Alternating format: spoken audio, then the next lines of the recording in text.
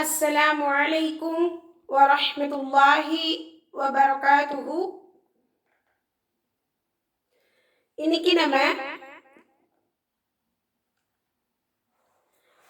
தஜ்வீதுடைய சட்டங்கள்ல இக்ஃபாவுடைய சட்டங்களை தான் பார்க்குறோம். ஆல்ரெடி நம்ம என்ன பண்ணிட்டோம், இல்ஹார் சம்பந்தமான சட்டங்களை ஃபினிஷ் பண்ணிட்டோம். இல்ஹார்னா நூனை வெளிப்படுத்தி ஓதுவதற்கு சொல்லப்படும். இப்போ நம்ம இஹ்ஃபா, இஹ்ஃபானா என்ன, மறைத்தல், ஷார்ட் ஃபார்ம். இக்ஃபாவுடைய சட்டத்தை பொறுத்த வரைக்கும் மூக்கில் மறைத்து குன்னா செய்து ஓத வேண்டும். இதோடைய பேசிக்ஸ் என்னன்னா, நூனே சாக்கின், தன்வீன், இக்ஃபா பற்றிய தஜ்வீத் பாடங்கள். இன்னைக்கு நம்ம நூனே சாக்கின் அல்லது தன்வீனுக்கு பின்னால இஹ்ஃபாவுடைய லெட்டர்ஸ் வந்தா அதை நம்ம எப்படி படிக்கணும் அப்படிங்கிற சட்டம் தான் பார்க்குறோம். இப்போ ஸ்கிரீன்ல பாருங்களேன், தன்வீன், நூனே சாக்கின் அப்படின்னு பிரிச்சு கொடுத்துருக்காங்க இல்லையா?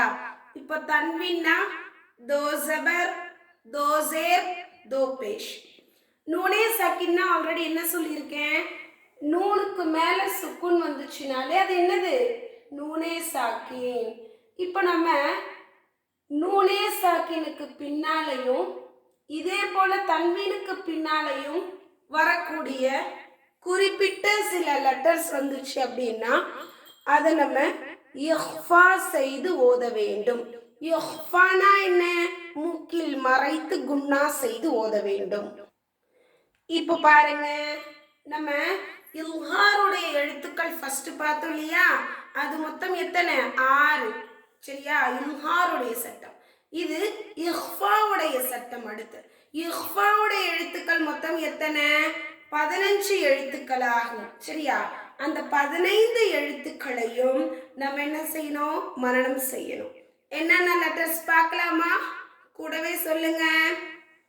தா, சா, ஜீம், தால், வால், ஸா, சீன், ஷீன், ஷாத், வாத், தா, பா, ஃபா, காஃப், காஃப். இந்த 15 எழுத்துக்கள் தான் இஹ்ஃபாவுடைய எழுத்துக்கள். இப்போ இதோடைய இம்பார்ட்டன்ஸ் என்ன அப்படின்னா,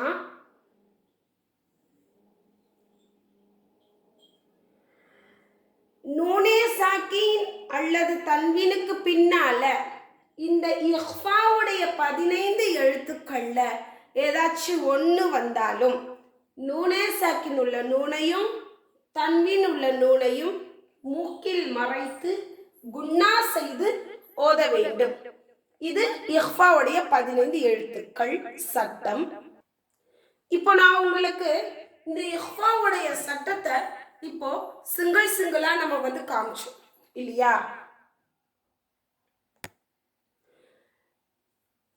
அந்த சிங்கிளா காமிச்சதையே இப்போ ஒரு கோர்வையா இந்த சட்டத்தை பார்ப்போம்.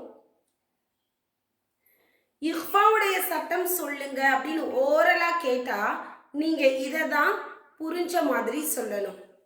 நூனே சாக்கின் அல்லது தன்வீனுக்கு பிறகு பின்னால எப்படி வேணாலும் சொல்லலாம்.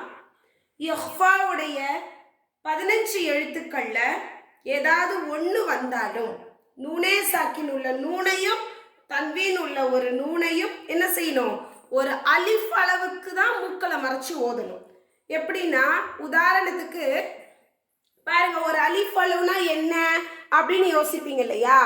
இப்ப பாருங்க, உங்களுக்கு எக்ஸ்பிளைனோட நான் சொல்றேன். ஸ்கிரீன்ல பாருங்க. பாருங்க, அந்தும் கொடுத்துருக்காங்க இல்லையா? ஃபர்ஸ்ட் இஹ்ஃபாவுடைய 15 எழுத்துக்களை ஃபர்ஸ்ட் லெட்டர் என்ன, தா. தாவிற்கு உதாரணம் கொடுத்துருக்காங்க.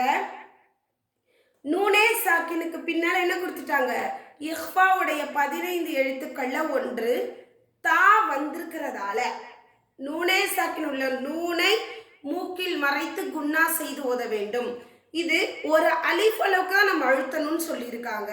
மூக்கில் மறைச்சி ஓதணும். சரியா? எப்படின்னா அங்தும் அவ்வளோதான். அங்தும் இப்படின்னு என்ன செய்யக்கூடாது? ஓதவே கூடாது. அங்தும் அவ்வளோதான். ஒரு அலிஃப் அளவு தான் நம்ம என்ன செய்யணும்?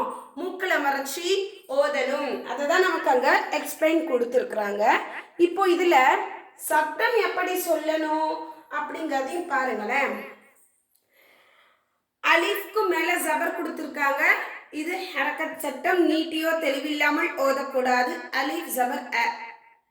நூனே சாக்கினுக்கு பின்னால இஹ்ஃபாவுடைய 15 எழுத்துக்கள்ல தா வந்திருக்கிறதால நூனே சாக்கின் உள்ள நூனை மூக்கில் மறைத்து ஓத வேண்டும்.